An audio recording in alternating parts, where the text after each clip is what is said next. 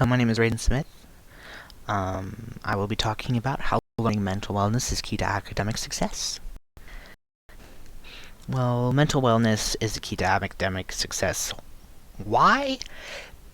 Because if you are not mentally well, things will not be physically well for you. And how we know that is by understanding the problem. I have these beautiful little facts and statistics from a journal I read, focusing their research around a Canadian college, asking students, year 1, year 2, year 3 students, how if fall break really assisted them in stress and actually benefited them in their classwork. And the main results were no. There were a couple, I'm not going to leave out the ones who did find it useful because everybody's learning style. And saturation is different. So, but unfortunately, the majority ruled that it's not helpful, that they're already stressed out and have so many things to do that week anyway with school, that they feel like there is no point for it because they feel like it's just they're stuck at home doing work now. And that's really sad because I feel like being a student, yes, it's important to be doing your schoolwork and you should be expanding your knowledge, but also being a student, you should be able to get up and get out and expand your knowledge. Not sit and be stuck reading a book, being scared that you can't catch up with your homework. You don't feel like your homework's good enough. I really feel like the academic system for students really needs to change, especially with breaks and mental health check-ins and stuff like that. I feel like our society is refusing to understand the problem at this point, and it's very sad to see so many students and even teachers and doctors struggle because of how stress is in the work environment and how mindfulness is not taught. And let's go into what mindfulness is. I really like this little picture right here on the side. It's a good representation of what mindfulness is. I recommend being more like the cute little dog right there because your life is going to be great. I understand we're not dogs, but you understand the gist of the situation. Mindfulness is a mental state achieved by focusing one's awareness on the present moment and calmly acknowledging and feeling thoughts and physical sensations accompanying that moment. It's very much mindfulness is vibe checking yourself.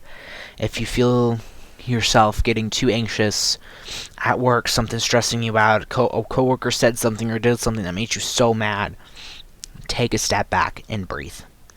Realize where you went mad, why you went mad, and just reflect on it. Take a deep breath and go with on your day, because this mindfulness is acknowledging your feelings and realizing that you're valid in feeling them, but you're also controlling your emotions.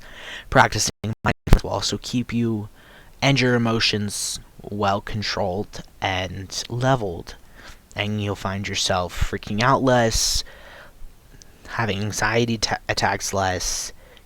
Work will be smoother, socializing will be smoother if you just take time and understand that there is a problem at hand. I am a spiritual person. Let's go back. Meditating is something that I also practice daily, and do my best to execute. Mindfulness and meditation is key to each other. I see meditation as a form of mindfulness on steroids. But here are some key ones, these key little facts that also play into mindfulness and meditating. Paying attention, living in the moment, accepting yourself, and focus on your breathing. Paying attention. So examples of paying attention is how does things feel, smell, how do you hear them? It's things like that. You just gotta ground yourself physically. Live in the moment. When you're living in this moment, you're smelling the air around you, you're breathing in and feeling the grass, or just focusing on what's happening right then, not what's in your mind. Accepting yourself.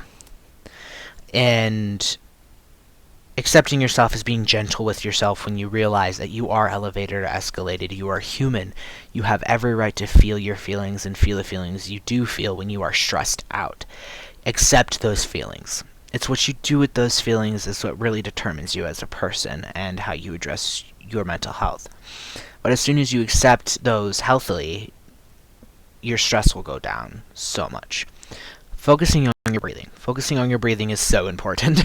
I'm a very anxious person, so I do a lot of focus on my breathing, and it really helps because sometimes we don't realize that we are breathing kind of heavy or kind of weird or a little more tight than usual, and that literally simply could not just be health issues, but on top of it can just be emotional. And breathing is one of those things that you can freak yourself out so fast if it's not happening right. Here are some beautiful little meditation exercises and little examples that I recommend doing. Ones that personally help with me the most are the walking and the body scan. Walking meditation, I know it says to do 10 to 20 feet. Do whatever makes you happy and whatever works for you. But I recommend going on full nature walks, or even just going to just a little mile walk, or it just really seeing more than just 10 to 20 feet of area. I feel is more realistic with grounding, because there's a lot of different things and situations you're going to be in, and you need more than 10 to 20 feet, it feels, to understand that there's going to be a lot of environmental differences, and understanding that you're going to be put up against a lot. And it helps strengthens your mindfulness, I feel, a lot better. Body scan meditation is what I use at night for sleep. It's really just a good stretching out your toe. You lay down, you stretch out your toes and your hands and your fingers, and you just focus on all that feeling. Sitting meditation is the common sitting meditation. It's what you see in the pictures and everything. It's just a good thing to do if you're doing a 10-minute mindfulness every morning. I recommend that. What are some of the beautiful health benefits from practicing mindfulness? You'll decrease stress, lowers your anxiety, manages your pain, manages your depression. It will help with your sleeping and hypertension. It's beautiful. I suffer from hypertension because I do have generalized anxiety disorder. So my blood pressure is constantly high. I do have to take medication for it. It is not simply due to my diet or the fact that I don't exercise, but simply because I am mentally ill. I know that, it's just the reality of it. But if you practice this mindfulness, it will definitely benefit you. And I can solidly hold it on that statement because I'm a person that suffers with all of this. And practicing mindfulness has helped decrease all of these issues so much, and just not benefit me mentally, but also physically. It's helped me lose weight and reach my goals, and it's fantastic. People need to practice mindfulness. Look at all this awesome relief in health issues. You will not really have to. It won't really eat your life up anymore, because these destroyed my life, and once I practiced mindfulness and learned mindfulness, it was really helpful. A common question that I ask myself when I'm making big decisions is if I'm surviving or I'm thriving. Mindfulness does equal mental wellness. If you are not mindful, you will not be mentally well. And what I mean by that is, and we're going to communicate, is when you're at work or at school in stressful situations, when you are stressed, communicate you are stressed with your higher-ups, or if you are a higher-up, take a step back and breathe.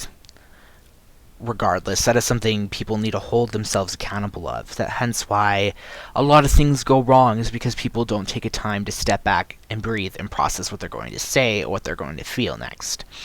And a lot of us bring to what we have home to work and what we work to home. And we need to practice mindfulness so we know how to break those off and keep work at work and home at home, because that it really has shown and proven throughout history and evidence that people don't do that, and it destroys lives and their emotions and their families, and we don't want that.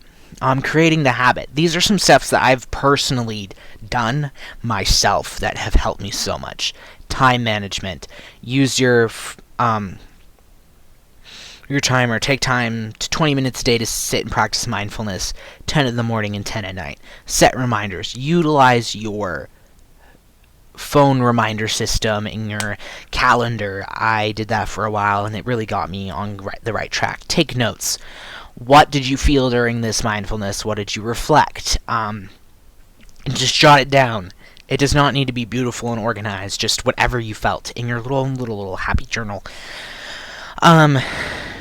Create a happy phrase. Something that I like to use, I don't know if I disclosed yet, is when I'm taking a step back and I need to take a deep breath and just release all that negative energy that I've been feeling that has got me stressed. Is I take a deep breath in, take a deep breath, and just let it out. And I say, not my energy, not my problem. Because we got a lot of things floating around with our world right now, and sometimes you just need to vibe check yourself, and that really helps me, because I'm like, okay, this is the outside world's problem, not a me problem. I'm just being emotionally affected by it. Create a happy place. Creating happy places is just a good way to reboot yourself. A happy place that I choose is a physical happy place. I live right by the Boise River, and when I'm having a horrible bad day and need a hello just like rewiring, I will go sit in the cold Boise River and just sit there for an hour. And just, it helps me reboot my system. It grounds me, makes me realize, okay, I'm here now. Like, this is the reality. I'm one of those people that unfortunately struggles with a lot of mental illness, and I need stronger vibe checks than just the take a step back and breathe. But the cold river definitely helps. I do recommend it. It's very nice.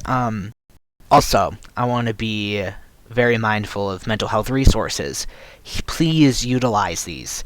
These are here for you and to benefit you and to help you.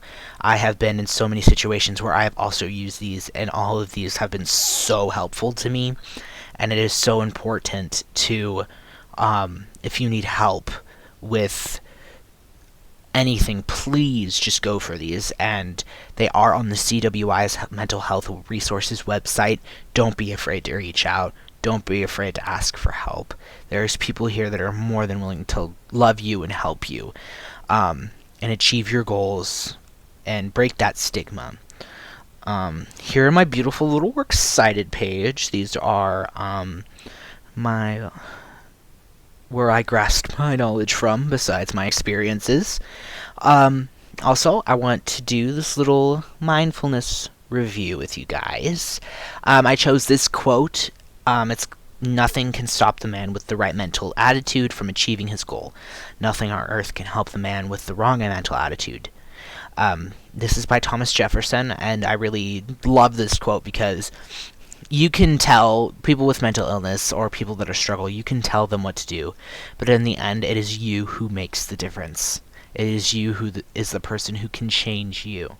There are so many people in this world we can fight for, and sometimes we lose, but we have to understand that reality and understand that we are the only ones that can change anything about ourselves.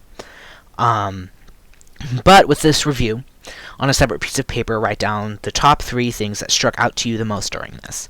When you have identified those 3, define what they mean to you and how you plan to apply them to your academic career and future college experience. And if you like, once you're done reviewing your answers, post on the discussion board on my video what is the number 1 mindfulness skill that is going to help you help you be the best person you can be this year as a student. Thank you so much for enjoying, and I hope you enjoyed my presentation.